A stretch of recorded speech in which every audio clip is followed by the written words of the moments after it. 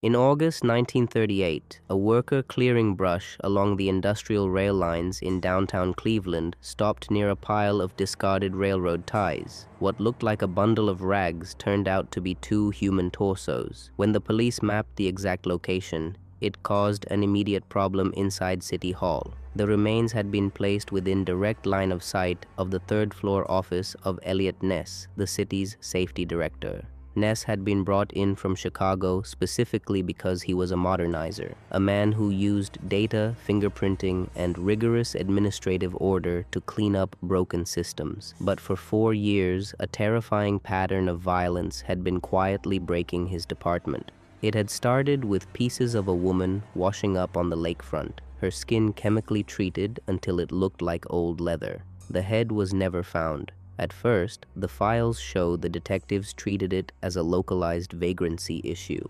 The Great Depression had filled the Cleveland rail yards with thousands of unidentified, desperate people drifting between jobs.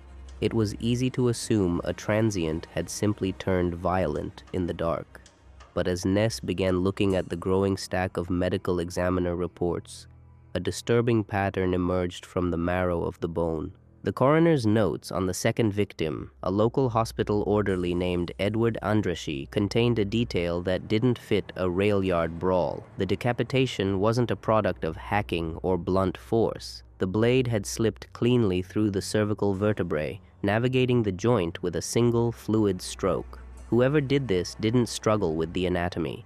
They knew exactly where the bone met the tissue. This forensic reality changed everything. The police weren't looking for a chaotic, uneducated suspect anymore. They were chasing someone with professional training, someone who was now deliberately leaving pieces of bodies wrapped in neat layers of newspaper near busy manufacturing plants, and eventually right outside a railroad police station. The killer wasn't hiding from the law, he was operating right in front of it. The pressure inside the department grew suffocating because there was an exhausting lack of physical evidence. No witnesses ever came forward. No blood trails were found in the mud. Detective Peter Merillo became so desperate, he went undercover, living in the boxcars and drifting through the shantytowns of Kingsbury Run for weeks, just listening for any rumor of a medical man working in the dark. He found nothing. For Ness, the implication was becoming impossible to ignore.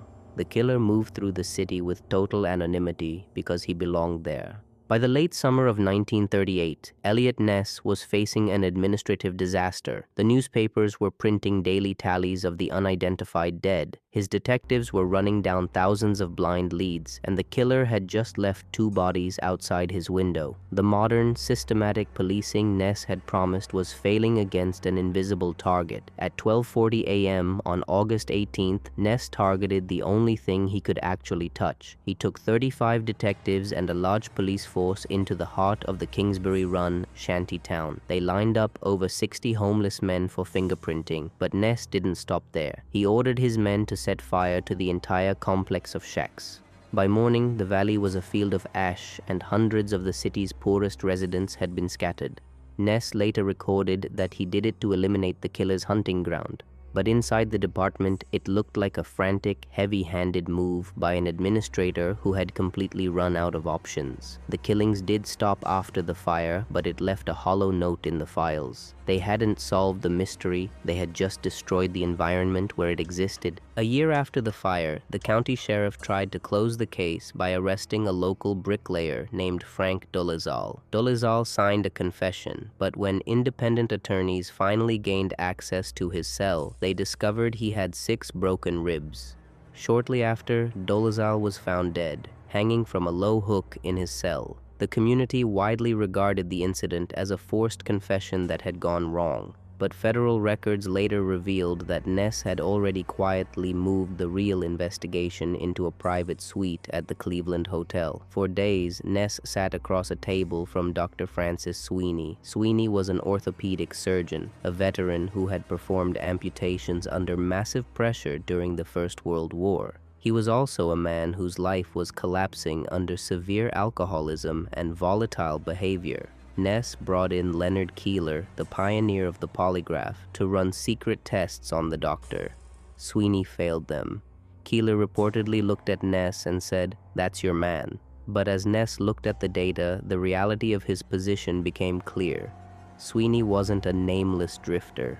Dr. Sweeney's first cousin was a powerful local congressman who was already locked in a bitter political feud with Eliot Ness. Without a verified crime scene, a murder weapon, or a direct forensic link, an arrest would look like a desperate political frame-up by a failing safety director. Sweeney apparently understood this legal paralysis. He walked out of the hotel and shortly after checked himself into a private asylum, removing himself from the city entirely. Decades later, researchers examining old city directories uncovered a detail that complicates the medical theory. In 1938, Sweeney's medical office sat on Broadway Street, the exact neighborhood where a transient had previously reported being drugged by a doctor. More specifically, the building shared a concrete back ramp with an active funeral home. It is an unsettling alignment of facts. If Sweeney was the individual, he wouldn't have needed to hide the blood evidence or explain the smell of chemicals.